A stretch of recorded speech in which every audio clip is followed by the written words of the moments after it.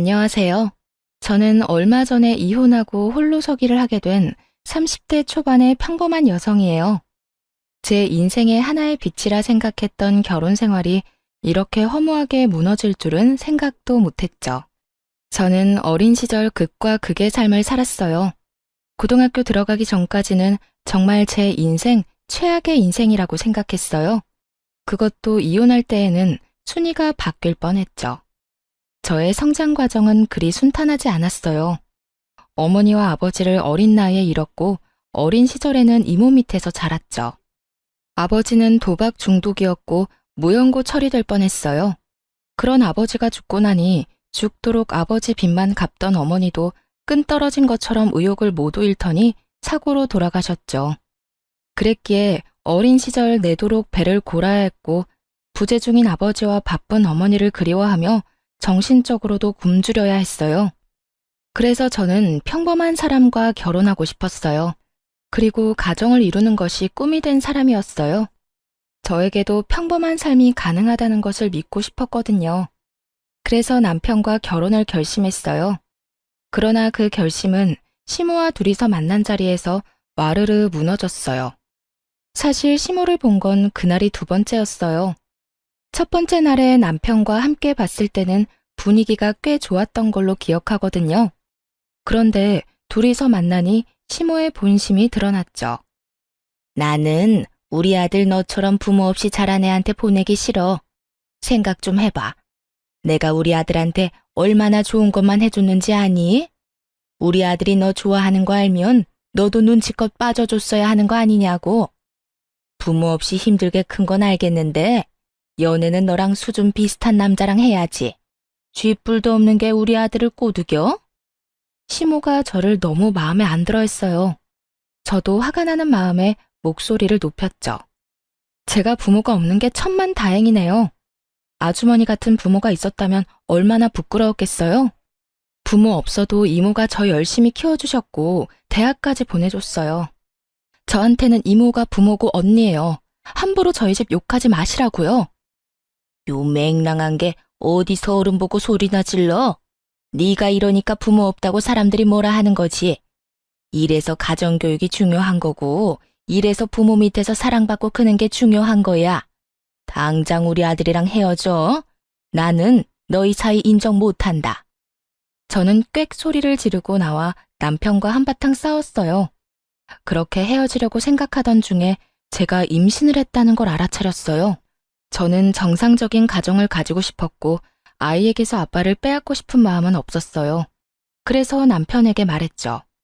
남편이 포기하면 헤어지고 혼자라도 키울 생각이었는데 남편은 좋다며 결혼을 하자고 하더군요. 그래서 저희는 결혼을 할 수 있었어요. 당연히 시모는 굉장히 싫어했어요. 당장 저더러 뭘 해올 수 있냐며 소리를 빽 지르더라고요.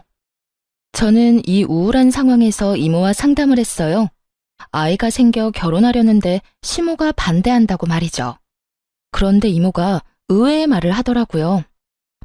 그 집 사람들 안 되겠네. 감히 우리 조카를 그런 식으로 취급하다니. 걱정하지 마. 이 이모가 다 해결해 줄게. 너 시집살이 편하게 할 수 있도록 말이지. 이모는 그렇게 말하고 저를 전폭적으로 지지해 줬어요. 특히 상견례를 할 때 나와서 시모를 꾹꾹 밟아줬죠. 이모는 온갖 명품을 휘감고 나와서는 시모에게 말했어요. 저희 조카가 참 착해요. 제가 결혼식 도와주겠다고 했는데도 매번 거절을 하니 제가 사돈께 직접 이야기하는 게 더 빠를 것 같더라고요. 결혼식 비용은 저희 쪽에서 다 해줄 거예요. 그렇지만 우리 쪽에는 가족도 없으니 예단 예물은 하지 않는 걸로 하고 대신 제가 신혼집을 제공할게요. 물론 제 조카 명의로요. 안에 들어가는 혼수도 저희 쪽에서 해결할게요. 그러니까 우리 조카 험한 일 시키지 말고 꽃길만 걷게 해주면 좋겠어요. 이모의 말에 시모가 깜짝 놀라더군요. 예단 예물이 없는 건 좀 섭섭했지만 결혼식 비용이며 집도 대준다니 듣고 있는 저도 놀랐거든요. 어머, 그렇게 해주시면 저희야 너무 좋죠. 예, 너는 여태껏 이렇게 좋은 이모가 있다는 걸 왜 숨겼니? 걱정하지 마세요. 저희가 꽃길만 걷도록 해줄 테니까. 당장 돈 들이지 않고 결혼을 끝낼 수 있다는 생각에 시모와 남편 입이 찢어지더군요. 하긴 좋은 게 좋은 거라고 남의 돈으로 할 수 있으면 기분이 좋을 수밖에 없지만 저는 솔직히 좀 가슴이 답답했어요. 이모 밑에서 크면서 언젠가는 이모에게 진 이 빚을 모두 갚고 가겠다고 생각했는데 그게 점점 더 멀어지고 빚만 더 생기는 기분이었거든요. 이모는 자력으로 성공한 사람이었어요. 건물도 가지고 있었고 가게도 하나 있었죠. 그렇지만 결혼을 하지 않았고 자식도 없었어요. 독신 귀족이라는 말이 딱 어울리는 사람이었죠. 제가 혼자가 됐을 때도 이모가 거둬줬는데 이모가 그때 저 붙잡고 울면서 여태 찾지 않아서 미안하다고 대성통곡을 했거든요. 저희 엄마가 할아버지 반대를 무릅쓰고 아버지와 결혼하는 바람에 사이가 단절됐었다고 하더라고요. 저희가 힘들었을 때 이모는 유학을 가 있었기도 하고요. 아무리 힘들어도 친정에 손 내밀지 못한 어머니였어요. 갚아도 줄지 않는 도박빚은 저에게 고스란히 내려왔는데 이모는 그것까지 싹 갚아줬죠. 그런 이모에게 이런 식으로 또 신세를 지는 건 너무 미안하고 면목 없는 일이었어요. 이모, 이렇게까지 안 도와줘도 되는데 너무 많이 해주잖아. 이럴 때마다 이모 얼굴 보기 어려워. 내가 너무 많은 빚을 지고 있어서. 그거 빚 아니야. 그렇게 생각하지 말라고 했잖아. 그것보다 저 사람들 너 부모 없다고 갈구는 사람들이야. 그리고 결혼하면서 기 죽어서 가는 것만큼 불쌍한 게 없거든. 그리고 그 집은 내가 가지고 있던 그 아파트였으니까 너무 신경 쓰지 말고. 그거 네 이름으로 할 건데 절대로 네 시댁에서 공동명의니 명의 넘기는 일은 없도록 해. 고마워 이모. 그렇게 저는 남편과 결혼할 수 있었어요. 결혼식은 크고 화려했어요. 제가 원했던 작은 결혼식은 못하게 됐거든요. 결혼식 비용을 우리가 대겠다고 한 순간부터 시모와 남편은 더 화려하고 더 좋은 걸 하려고 이것저것 끼워 넣기 시작했고 결국 풍선처럼 뻥 띄워진 결혼식만 남았죠. 저보다 아마 생화꽃들이 더 많이 눈에 띄었을 거예요. 제가 다 낭비라는 것을 알고 있으니 아깝기는 했지만 시댁 식구들은 오히려 더 좋아하더군요. 솔직히 제 결혼식이라는 느낌보다는 시모의 환상이 가득 들어있는 결혼식이었죠. 그렇게 저와 남편의 신혼생활이 시작됐어요. 이모의 후광 효과 때문인지 시댁에서는 제게 신경 써주는 척했어요. 일도 많이 시키지도 않았죠. 순탄하게 흘러갈 거라 생각했던 결혼 생활에 먹구름이 들이운 건 명절 선물 때문이었어요. 저는 남편과 미리 선물을 사러 갔어요. 집에 친척이 많이 없다 보니 어떤 선물을 사야 할지 몰랐죠. 이모에게 물어봐도 모를 것 같아서 인터넷으로 어떤 선물이 좋을지 알아봤어요. 건강기능식품이나 과일, 용돈을 챙겨가더군요. 그래서 저도 과일 2박스와 건강기능식품을 샀어요. 그리고 용돈도 30만 원 정도 넣어 따로 가져갔죠. 저 딴에는 돈을 많이 쓴 편이었어요. 제가 버는 월급은 최저임금에 경력 인정돼서 20만 원 정도 더 받는 정도였거든요. 누가 봐도 박봉인 월급에 보너스도 없는 직장이니 제 딴에는 돈을 많이 쓴 편이었어요. 저는 워낙 힘들게 어린 시절을 보내서 돈이 넉넉한 이모와 지내면서도 돈을 아껴 썼거든요. 그런데 시모가 제게 가져온 선물을 보더니 눈살부터 찌푸리더군요. 얘, 너는 어떻게 이런 걸 선물로 가져와? 네가 친척도 부모도 없이 커서 모르나 본데 선물은 백화점 브랜드에다가 값이 적당한 걸로 사야지. 너 혹시 우리 무시하는 거니? 우리가 너한테 얼마나 잘해줬는데 이딴 허접한 걸 가져와? 시모 이야기를 들으니 화가 확 나더라고요. 선물을 사러 갔을 때 남편은 흥미도 없다가 돈 내야 할 땐 너무 비싸니 이모 선물은 싼 걸로 사자는 어이없는 말을 했었거든요. 인간이면 지금 결혼하고 집 얻어 살 수 있는 게 누구 덕인지 깨닫고 열심히 선물을 골랐어야 하는데 말이죠. 결국 이모 선물도 제가 책임져야 했고 시모 선물까지 제 책임이었어요. 결국 저는 시모에게 한마디 던졌어요. 어머님, 솔직히 너무하시네요. 저희 이번에 결혼 치르면서 돈 너무 많이 썼어요. 그리고 저희는 애까지 키우고 있고요. 저희가 무슨 돈이 있어서 비싼 걸 사요? 저 선물조차도 남편이 돈 내기 싫어해서 제가 거의 다 냈는데요. 50만 원을 가져가시고도 비싼 물건이 아니라고 하면 제 선에서는 더 이상 드릴 수 있는 게 없을 것 같네요. 다음부터는 이 사람한테 시켜서 사오도록 하세요. 제 말에 시모가 인상을 팍 쓰더군요. 아니, 그런 거면 미리 말을 해줬어야지. 그리고 너, 엄마가 그렇게 가르쳤어? 모름지기 선물은 크고 화려하게, 받는 사람이 즐겁고 행복하도록 하라고 했지. 네 와이프가 모르면 너라도 알고 있어야지. 그런 말 언제 했어요? 난 왜 들은 적 없는 것 같지? 남편이 심드렁하게 그렇게 말하자 시모가 민망한 듯 킁킁거리며 다시 입을 열었어요. 어쨌든 그건 미안하다. 그렇지만 선물은 손님에게 맞도록 하는 거야. 가족, 우덜은 신세진 사람한테는 더욱더 신경 써야 하는 거고. 그런 면에서 이런 건 신경 쓴 게 아니지. 네가 이럴수록 우리 집만 무시당하는 것처럼 보인다니까. 그거 이상하네요. 저희가 신세진 건 저희 이모인데 저희 이모 선물은 스카프 달랑 한 장 해가거든요. 남편이 저희 이모 선물 살 때 되니까 돈 없다고 싼 거 사라고 해서요. 제 말에 시모가 얼굴이 사색이 되더군요. 결혼식 때 아무것도 안 해주던 시댁에 백화점 명품 선물을 해주면 집 사주고 결혼식 비용 다 대준 저희 이모한테는 대체 뭘 선물해줘야 하죠? 제 말에 시모와 남편이 아무 말도 못하고 저만 쳐다보더군요. 하긴 아무것도 안 해주고 입만 털던 시댁에서 뭘 받고자 하는 것도 지금 부끄러울 일인데 집 사주고 혼수에 결혼식 비용까지 다 대준 우리 이모에게 얼마나 큰 걸 해줘야 할지 짐작도 안 가겠죠. 선물 마음에 안 드시면 그냥 반품할게요. 이모한테 10만 원도 안 되는 스카프 주면서 시댁에 50만 원 넘는 금액 쓰는 건 저도 좀 아니라고 생각했어요. 그냥 이거 다 이모 줘버리면 될 것 같네요. 저도 신세진 거 좀 갚는다 치고요. 별 문제 없는 거 맞죠? 이모가 들으면 어떻게 생각할지 궁금하네요. 집 도로 가져가신다고 하면 어쩌지? 사색이 된 두 사람이 아무 말도 없기에 내려놓았던 짐들을 고스란히 들어 밖으로 나왔어요. 그리고 차 트렁크에 실었죠. 그렇게 그날 시모와 남편은 제 눈치만 살살 살폈어요. 이모에게 말하면 어쩌나 하는 그 눈빛이 참으로 얄미웠죠. 그걸 말할 생각은 없었어요. 그런데 제발 저린 시모가 며칠 뒤 저한테 찾아왔더라고요. 손에 종이백을 한가득 들고 말이죠. 며느라가 이리 와봐. 여기 이거 다 네 선물이야. 그러면서 펼쳐놓은 것은 정말 눈 돌아갈 만큼 화려하고 비싼 명품 가방과 옷이었어요. 이게 다 뭐예요? 뭐긴 네 선물이지. 활짝 웃는 시모와 그 옆에 앉은 시모 친구라는 여성. 두 사람은 저에게 이것저것 보여주며 말했어요.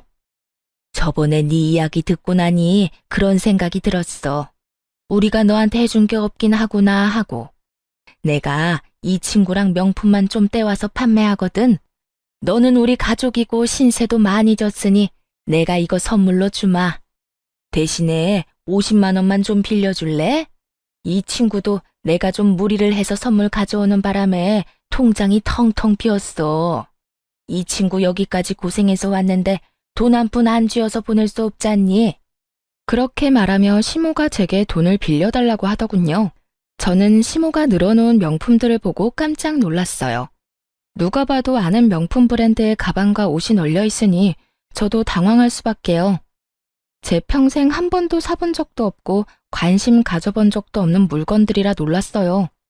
그래도 저희 이모가 해준 거에 비하면 그리 큰 건 아니라 저도 당당하게 받기로 했어요. 다만 편하게 쓰지는 못했지만요. 저는 물건을 좀 험하게 쓰는 사람이라 가방이나 신발이 자주 닳거나 끊어지거든요. 그래서 최대한 가성비가 좋은 걸 사서 쓰는데 비싼 걸 쓰려니 마음이 불편해 못 쓰겠더라고요. 그래서 받은 물건들은 종이봉투째 고스란히 옷장에 모셔놨어요. 그 뒤로도 시모는 종종 우리 집에 친구분과 들러 가방이나 옷, 신발 같은 걸 주고 갔어요. 그리고 똑같이 돈도 빌려갔고요. 저는 그걸 시모의 화해 제스처로 받아들이기로 했어요.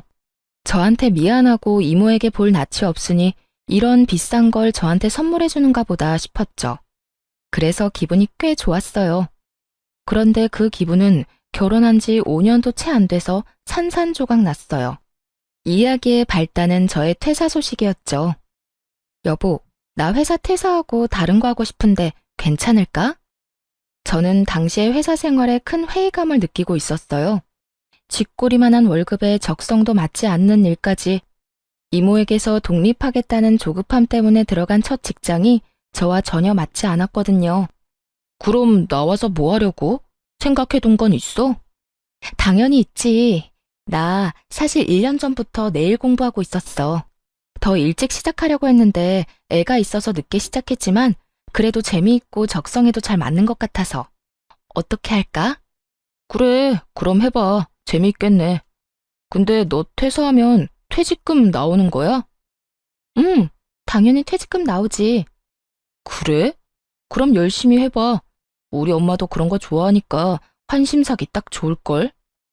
시모는 비싼 물건을 취급하는 사람이라 그런지 몸에 걸치거나 화장하는 것에 예민했거든요. 비싼 화장품, 비싼 옷, 그리고 화려한 네일까지. 저는 여전히 어색했던 시모와의 관계를 돌릴 수 있는 네일 가게를 열 생각으로 하루하루가 즐거웠어요. 사직서를 쓴 뒤로는 가게 운영에 대한 것도 공부를 틈틈이 했고요. 물론 솜씨가 좋다면 손님이 따르겠지만 가게를 운영하는 것도 중요한 요소라고 생각했거든요. 희망만 믿고 시작하기에 창업은 미래가 불투명하니까요.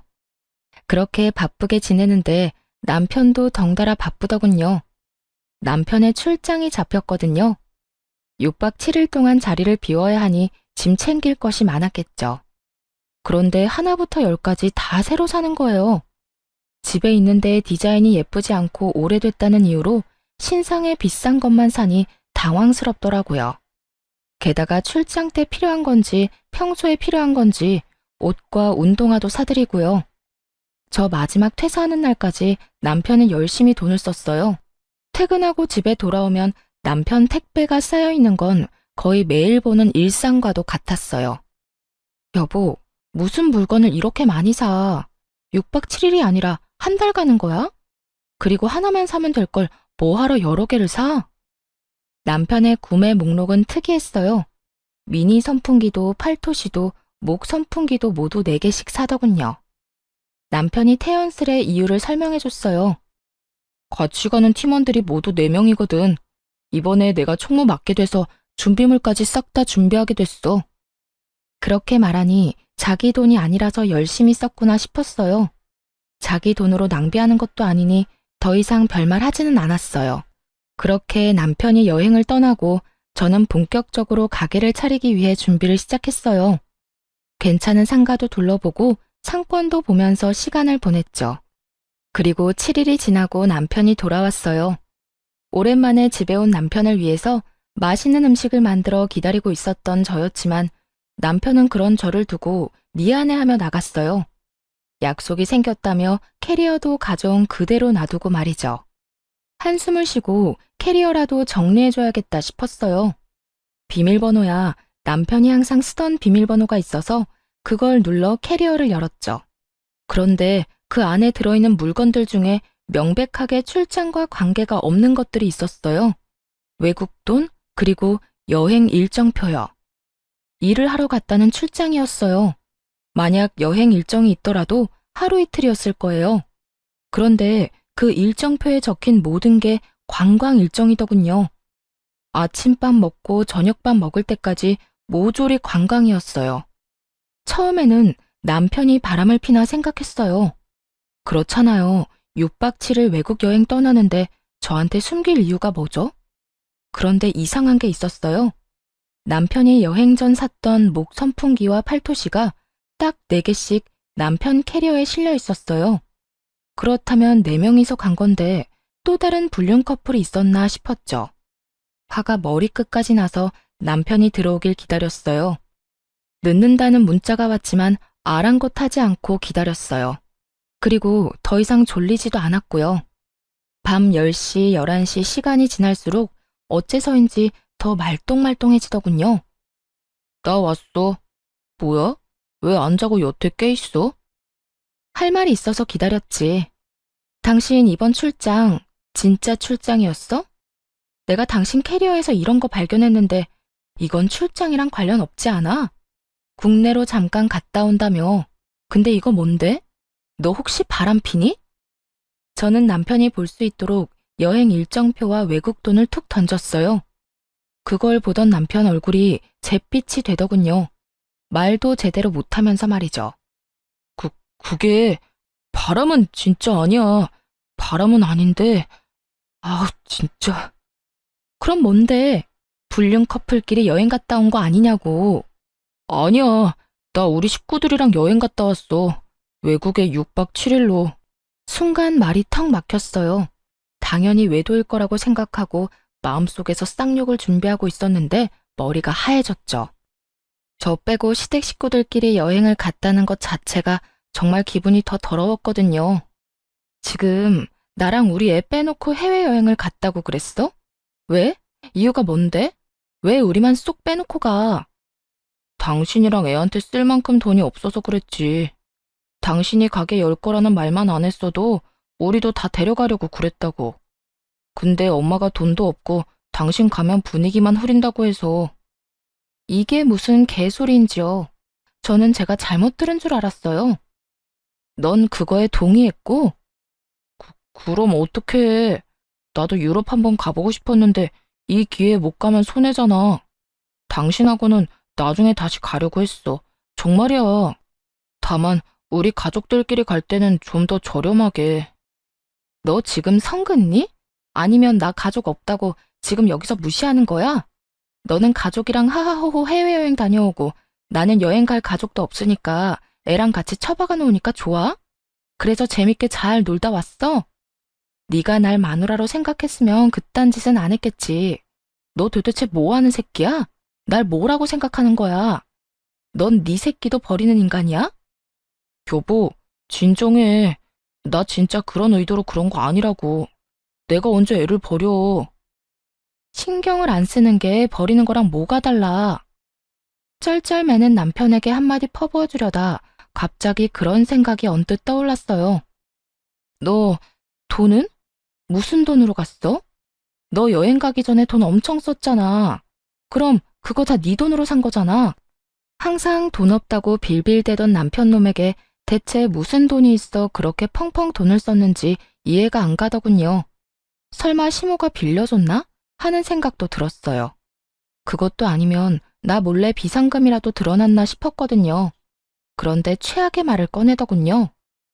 대출했지. 사실 이번 달 말에 우리 엄마 생일 있잖아. 그거 겸해서 엄마가 가고 싶다고 해서 엄마랑 아빠 동생 것까지 내가 냈어. 해맑게 미친 소리 하는 남편놈을 보며 저는 점점 머릿속이 새까매지는 걸 느꼈어요. 야, 너 그럼 대출은 뭘로 갚을 건데? 네 퇴직금 있잖아. 네가 받은 퇴직금으로 대출 갚으면 되지. 엄마도 그렇게 알고 있는데 당신 퇴직금 받는다고 하니까 그걸로 여행 갔다 오면 되겠다고 해서. 당신도 좋잖아. 엄마 생일에 신경 쓸 것도 없고 내가 다 해결해놨으니까. 해결이라뇨? 이건 해결이 아니라 진흙탕으로 만들어버린 거였어요. 전 퇴직금을 거기 쓸 생각이 요만큼도 없었거든요. 아니, 생각조차 없었죠. 그건 제 가게에 들어갈 자본이었어요. 제가 남편에게 말했어요. 미쳤어? 내가 그걸 갚아주게? 나 그거 절대 안 갚아줄 거야. 네가 알아서 해. 그럼 이 집 담보로 대출 받으면 되지. 이게 네 거야? 미친놈아. 생각하고 말하라고. 선을 넘는 남편 발언에 저는 잠시 생각했어요. 이러다간 끝도 없이 제 재산을 노리겠다 싶어서 제가 받아놓고 쓰지 않는 명품들이 생각났죠. 열받아서 남편놈을 집에 재우고 싶지 않아서 시댁으로 쫓아냈어요.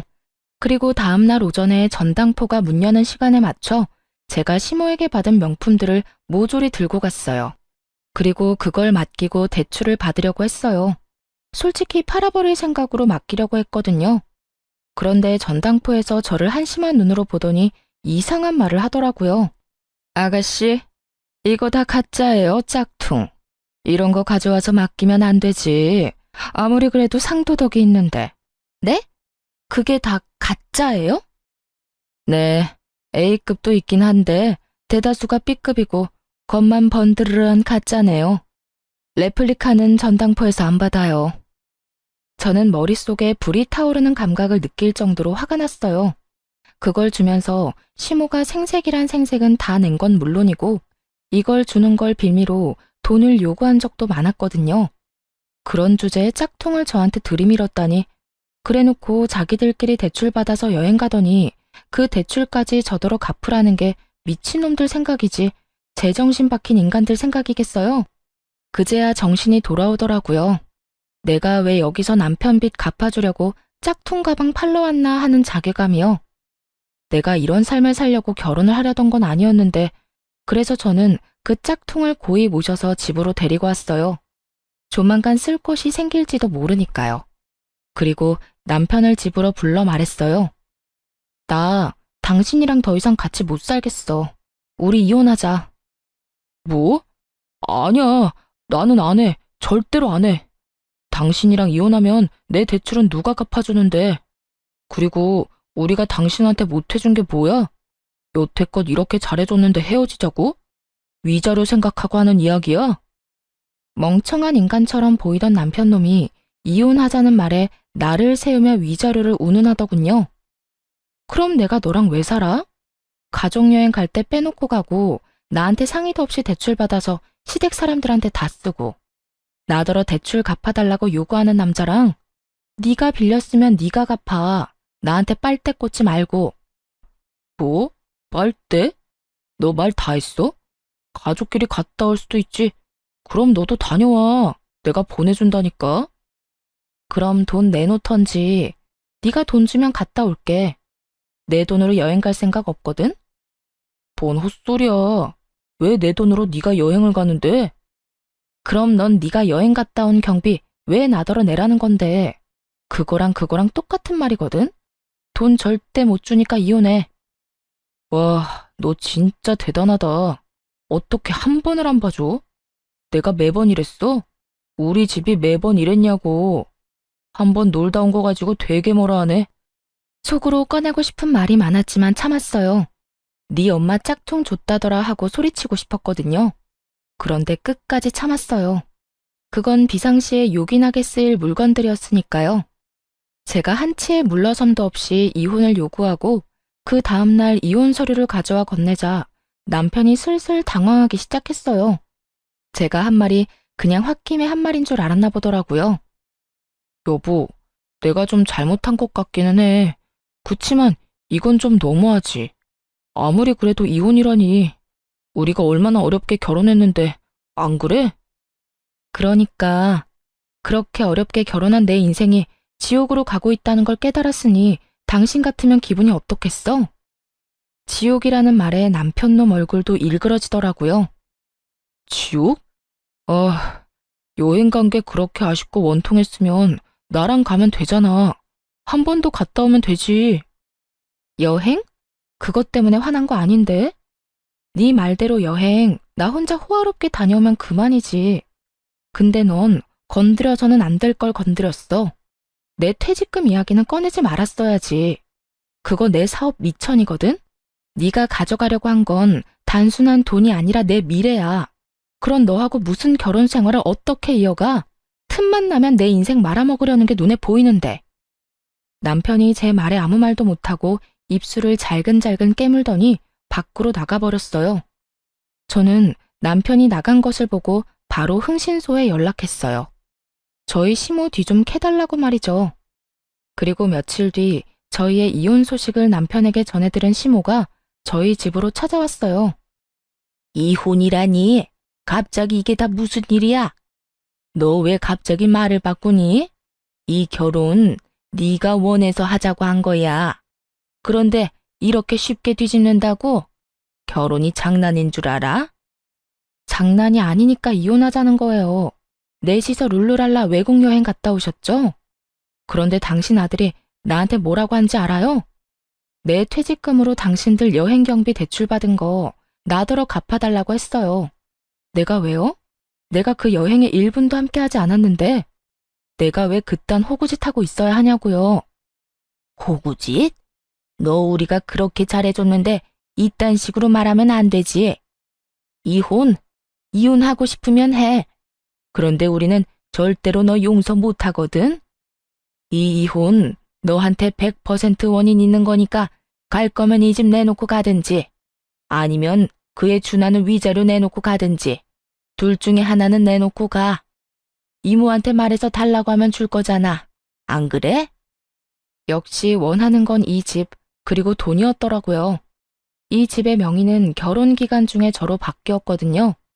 제가 이모에게 끝끝내 돈을 갚겠다고 해서 이모가 결국 차용증을 써줬어요. 이 집이 그렇게 탐나요? 이 집 제 거 맞아요. 그런데 이거 가져가면 우리 이모한테 달마다 돈 내야 되는데 괜찮겠어요? 같이 빚 갚는 것도 나쁘지 않죠. 일단 제 명의니까요.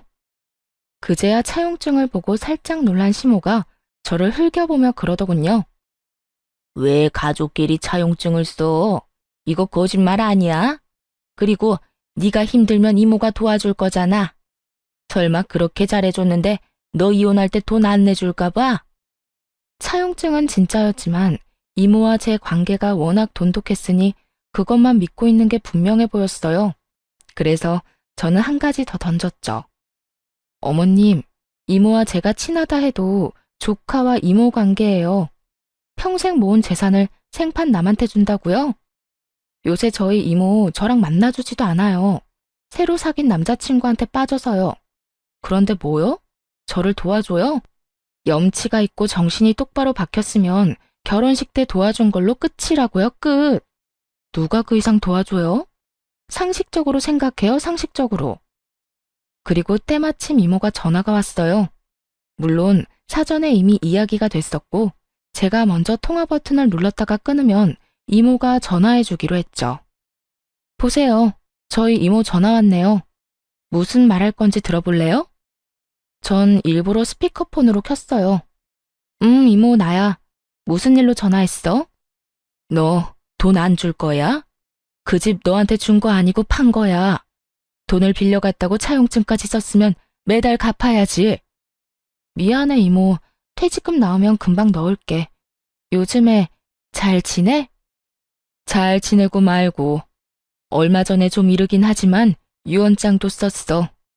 남자친구가 내 재산 노린 남자면 그 유언장 보고도 나한테 들러붙으려고 하진 않겠지. 유언장 내용이 뭔데? 내 전 재산 기부하기로 했거든. 돈 노리고 접근한 남자면 그거 알면 바로 도망가지 않겠니? 그 말을 듣고 있던 시모가 제 폰을 노려보더군요. 하긴 이모에게서 돈을 뜯으려는 상황이 무산된 것은 물론 이러다가 빚덩어리인 집까지 떠맡게 될 가능성이 높아졌으니까요. 전화를 끊고 나니 남편이 바로 이야기했어요. 내가 들어보니 예산 일이 아니었네. 그래, 이혼하자. 당신이 원하는 대로 해줄게. 이제야 선심 쓰듯 이혼해주겠다는 남편 놈을 째려봤어요. 그에 아랑곳하지 않고 남편은 한마디를 더 보탰어요. 대신에 내 빚 갚아줘. 내 빚에 위자료까지 5천만 원만 주면 깔끔하게 이혼해줄게. 그 안에 당신한테 준 명품 가방이랑 옷, 액세서리 값도 포함이야. 알았지? 드디어 제가 원하던 말을 내뱉더라고요. 생색을 그렇게 냈으니 그 명품 이야기를 안 할 수가 없겠죠.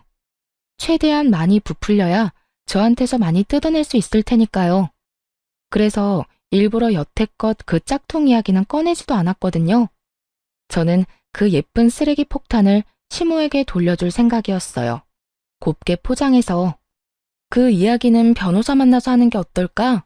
나중에 다른 말 듣고 싶지도 않고 증인이 있어야 하지 않겠어? 구두로 했다가 나중에 딴소리하면 피차 곤란하잖아. 그러자 남편이 제가 돈을 줄 거라 착각했는지 좋다며 날짜와 장소를 잡더군요. 저는 남편과 만나기로 한 날짜에 변호사를 데리고 약속 장소로 나갔어요. 갔더니 시모와 남편도 있더군요. 제가 먼저 말했어요. 나 지금 돈이 한 푼도 없어. 퇴직금은 얼마 전에 가게 창업하느라 다 썼거든. 당신이 받고 싶다고 한 돈이 얼마였지? 5천만 원. 내가 얼마 전에 빌린 대출이 2천만 원이고 3천만 원은 위자료. 남편 말이 끝나자마자 시모가 급히 말을 끼워 넣었어요. 내가 준 명품 선물도 잊지 마. 그것도 값쳐서 줘야 해. 아, 그 명품들 다 얼마였는지 기억나세요? 그럼 분명히 1억은 넘었어. 내가 얼마나 너한테 많이 줬는지 아니? 네가 신혼집 가져왔다고 해서 그렇게 해줬는데 이렇게 빨리 헤어질 줄 알았으면 그냥 아무것도 선물 안 하는 건데 말이지. 그럼 영수증 좀 주세요. 그거 한번 볼게요. 영수증? 그게 아직 있을 리가 없잖아. 어디서 산 건지도 기억 안 나. 아마 현금으로 사서 카드 기록도 없을 텐데. 현금 영수증 받았을 텐데요. 그런 거 안 받았는데? 그럼 그 물건 산 가게들은 전부 신고 대상인데요. 그거야 내가 알 필요 없잖아. 나는 그냥 너한테 준 내 명품들에 준하는 돈만 받아내면 그만이니까. 근데 제가 변호사한테 물어보니까 제가 승소할 가능성이 높다고 하더라고요. 그래서 그 돈 제가 줘야 할 필요가 없다고 느꼈어요. 그냥 소송으로 끝내는 게 더 확실하지 않을까 싶어서요. 대신 그 명품들은 제가 돌려줄게요. 그거 있으면 저 재산 더 많이 잡혀서 혹시라도 당신들한테 재산 분할 해줘야 할지도 모르거든요. 어머니가 원하시기도 하니까 가져가세요. 저 한 번도 사용한 적 없거든요. 뭘 이런 걸로 갚아? 돈으로 줘야지. 그리고 네가 썼는지 안 썼는지 내가 어떻게 알아? 열어보시던가요. 새 제품인 거 확인 가능할걸요? 그리고 산 곳에 가서 확인해보면 되고요. 아니면 도로 팔면 되잖아요. 착용한 적 없는 S급이면 꽤 많이 받을 수 있을 텐데요. 아니면 반품권으로 좀 가격 줄여서 다시 팔면 되죠. 싫다니까. 난 그걸로 받기 싫으니까 돈으로 줘. 귀찮게 그런 일은 어떻게 하니? 자기가 준 것들이 가짜라는 걸 알고 있으니 도로 가져오기는 싫은 모양이었어요. 하긴 쓰레기 다시 가져가긴 싫었겠죠. 그러면 쓰레기를 버린 책임은 져야 하지 않겠어요? 변호사님, 한 가지 궁금한 점이 있어요. 혹시 이런 명품 가방요, 짝퉁을 주면서 진품이라고 말하고 돈을 빌려가면 그건 범죄일까요, 아닐까요? 상대방이 그걸 판매하는 사람이라면요. 제 무릎에 시모를 슬쩍 보니 눈이 동그랗게 떠져 있더라고요. 제가 어떻게 알아냈는지 궁금해서 못 살 것 같은 표정이었죠. 남편에게 이혼 이야기했을 때 흥신소통해서 시모 뒤를 좀 캤거든요. 시모와 시모 친구가 하는 일이 합법적인 일이 아니더라고요. 하긴 이 명품을 덥석덥석 가져오는 게 이상한 일이었죠. 그만큼 돈 많은 집안이었으면 대출금 나더러 갚아달라고 하지 않았을 테니까요. 저는 시모에게 경고를 날린 거예요. 변호사는 제 말에 미동도 없이 말하더군요. 짝퉁 판매나 위조는 상표법 위반으로 벌금이나 실형 받으실 수도 있어요. 그런데 요즘에는 명품 기업에서 민사로 소송하는 게 더 벌이 무거워요. 만약 신고할 거면 대기업이나 그 하청 쪽에 통해서 신고하면 더 큰 벌을 받게 할 수 있을 겁니다. 그 사람들 눈에 혈안이 돼서 짝퉁 판매 생산업자들 찾아 나서거든요. 걸리면 그간 끼친 손해를 업주한테 고스란히 책임 물어서 번 돈 싹 다 뜯어간다고 하니 그쪽이 좀 더 나을 수도 있죠. 그리고 그 물건을 담보로 돈을 빌려주신 거라면. 더 이상 이야기를 듣다 못한 시모가 자리에서 일어섰어요. 예, 그냥 깨끗이 이혼해줘. 돈 받고 말고 할 게 뭐 있니? 그냥 헤어지고 이 물건들도 내가 다시 다 가지고 가마. 그리고 네가 나한테 빌려준 돈은 내가 다시 돌려주마. 그러니 이제 여기서 그만하자. 밥줄 끊길까봐 똥줄이 탄 모양이었어요. 그렇게 해주시면 저야 좋죠. 이 가방들 도로 가져가서 빚 갚는 데 쓰면 되겠네. 그치? 제 말에 시모가 저를 슬쩍 째려보더니 물건을 주섬주섬 챙겨 밖으로 나갔고 상황을 이해 못한 남편도 시모를 따라 쫄래쫄래 나가더군요. 그렇게 저희는 이혼을 했어요. 아직 어린 아이는 당연히 제가 맡게 됐어요. 마누라 자식 놔두고 자기 가족들끼리만 몰래 여행 가는 놈한테 애를 맡길 수 없죠. 게다가 어려서 엄마가 필요한 나이라 그렇게 된 거고요. 이혼 과정은 정말 더럽고 화나는 일 투성이었지만 이혼이 끝나고 나니 다르더군요. 시모가 저에게 준 예쁜 쓰레기들을 고스란히 시모에게 되돌려주니 어찌나 속이 시원하던지. 그리고 이혼을 하고 나서는 짝퉁 판매업자로 시모와 시모 친구를 신고했어요. 저한테 곱기만한 쓰레기 안겨주고 생색내고 돈 뜯으려는 시모가 너무 얄미워서 말이죠. 결국 시모와 시모 친구는 저 때문에 부랴부랴 거점을 옮겼지만 그 새를 못 참고 또 짝퉁 판매하다가 경찰에게 걸렸더라고요. 기회가 왔을 때 똑바로 살았으면 이런 일도 없었을 텐데. 그리고 전 남편은 자신이 가진 대출도 터지고 펑펑 돈을 쓰던 시부모의 빚까지 겹쳐지면서 빚에 허덕이고 있더군요. 그야말로 자기가 누울 자리 무덤 판 거죠. 무사히 이혼한 제게 이모가 그러더군요. 무사히 지옥에서 탈출한 거 축하한다. 그리고 그 집은 내 선물이니까 차용증은 없던 일로 하자. 네가 돈 갚고 싶어하는 마음은 아는데 내가 언니한테 못 해준 거 너한테 해주고 싶어서 그래. 그리고 언니가 너한테 해줬어야 할 것들도 해주고 싶고. 우리는 이제 세상에 둘뿐인 가족이잖아. 이 말을 듣는데 어찌나 짠하던지.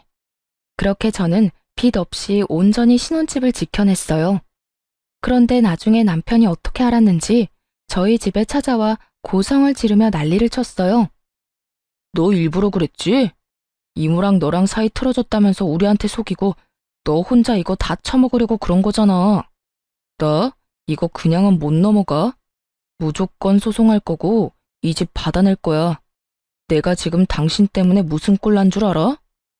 무슨 꼴 나긴. 네 인생 네가 열심히 조졌잖아. 네 손으로 망친 거 왜 나더러 도와달라고 해? 이보세요. 그쪽이랑 저랑은 이제 아무런 관계없는 사람이고요. 내가 가진 건 이제 더 이상 그쪽이 넘볼 수 있는 게 아니에요. 그리고 소송? 해봐. 이거 소송해서 누가 이기나. 네가 변호사 비용 다 대고 나가 떨어질 게 분명한데 해! 하고 싶으면. 네가 속인 거잖아. 그 집 받을 거라고 약속되어 있었고 이모랑 관계 틀어졌다는 것도 다 거짓말이었고 그러면 이혼 자체가 무효인 거 아니냐고. 정신 똑바로 차리고 들어. 너 이혼할 때 이혼 사유가 이 집이었어? 아니지. 나는 네가 맘대로 돈 빌리고 나한테 그거 갚아달라고 떼쓰고 나를 너희 가족 안에서 철저히 무시한 걸로 이혼하자고 했어. 그 이유만으로도 이혼 확정 사유는 차고 넘쳐. 그런데 이 집을 이유로 혼인 무효를 걸겠다? 너 특유 재산이라는 거 모르지? 그걸 알면 네가 여기 와서 이런 뻘짓하고 있지는 않겠지. 넌 내 재산 단 하나도 못 건드려. 죽었다 깨어나도 너한테 줄 거 없으니까 거지처럼 여기서 구걸하고 있지 말고 이제 그만 꺼져. 야, 진짜 1억이야? 너 나 좋아했잖아. 우리 사랑해서 아이까지 낳으며 알콩달콩 살았잖아. 그런데 네가 어떻게 나한테 이래? 이럴 거면 결혼을 왜 하자고 했어? 그 말을 듣는데 이성이 뚝 끊어지는 소리가 들리더군요. 잘 살아보려고 했는데 초친 건 너랑 너희 엄마잖아. 결혼하기 전에 너희 엄마가 나 몰래 만나자고 해서 무슨 소리 했는지 모르지? 넌 좋은 것만 가져서 내가 그걸 줄 수 있겠냐고 따지더라. 그때 걸렀어야 했는데 내가 너무 세상 물정 몰랐지. 차라리 애를 혼자 키우는 게 나을 줄은. 우리 엄마도 너한테 잘해주려고 했어. 네가 너무 예민한 거라고. 나는 너 절대 용서 못해. 엄마 신고한 것도 너잖아. 잘해주기는? 짝퉁 명품 넘기면서 그 배로 돈 빌려간 사람이 당신 어머니야. 그리고 나 빼놓고 여행 가자고 한 사람도 너희 어머니겠지. 네가 생각이 있었다면, 나를 정말로 생각하는 마음이 있었다면 나 빼놓고 여행 갔겠니? 부모님만 보내고 나랑 따로 가자고 해야 하는 게 맞는 거 아니냐? 상식적으로 왕따 시켜놓고 내가 너 잘 챙겼잖아 하면 누가 믿어주기는 해? 그리고 대출받아 놀러 간 거 나더러 갚으라고 하는 부분이 정말 최악 중에 최악이었지. 용서? 하지 마. 나도 너 용서할 생각 없으니까 하지 말라고. 네가 뭔데 나를 용서한다 만다야? 아, 진짜 이렇게까지 해야 됐어? 그렇게까지 안 했으면 너랑 네 어머니가 내 뒤통수 때리고 버렸겠지. 그 많은 빚은 왜 그렇게 끌어다 쓴 거야? 도대체 뭘 믿고 그런 대담한 짓 했는지 알 수가 없어. 그래놓고 그 짓에 대한 책임은 내가 왜 져야 하는데? 나도 왜 이렇게 됐는지 모르겠다고.